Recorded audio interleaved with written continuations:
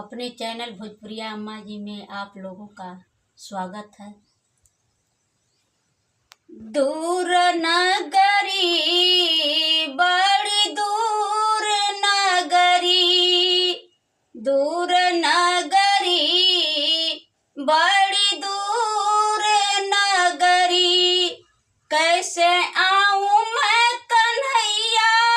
कैसे आऊं मैं कन्हैया, गोकुल नगरी, बड़ी दूर नगरी, कैसे आऊं मैं कन्हैया, कैसे आऊं मैं कन्हैया, बड़ी दूर नगरी, बड़ी दूर नगरी।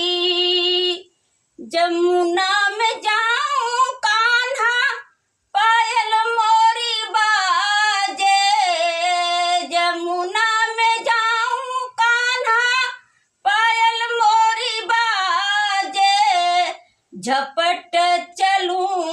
मोरा छलके गगरी, झपट चलूं मोरा छलके गगरी, बड़ी दूर नगरी, बड़ी दूर नगरी, मैं कैसे आऊं मैं कन्हैया, कैसे आऊं मैं कन्हैया, बड़ी दूर नगरी, हाँ बड़ी दूर नगरी, कैसे आऊं मैं कन्हैया,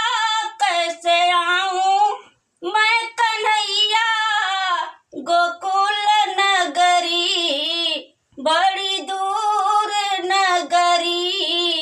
बड़ी दूर नगरी,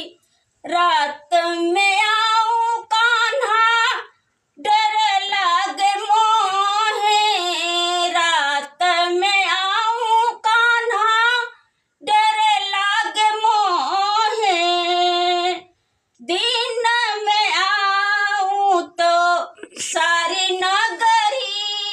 हाँ दिन में आऊं तो सारी नगरी, बड़ी दूर नगरी, बड़ी दूर नगरी, कैसे आऊं मैं कन्हैया, कैसे आऊं मैं कन्हैया, गोकुल नगरी, बड़ी दूर नगरी, हाँ बड़ी दूर नगरी, तेरी नगरी में कान्हा चोर बसत है, तेरी नगरी में कान्हा चोर बसत है, लूट ले जे लख की चुनरी, चुनरी, बड़ी दूर नगरी, बड़ी दूर नगरी, कैसे आऊं मैं कन्हैया, कैसे आऊं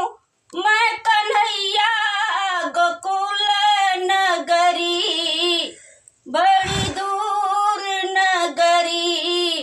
बड़ी दूर नगरी। नमस्कार, धन्यवाद।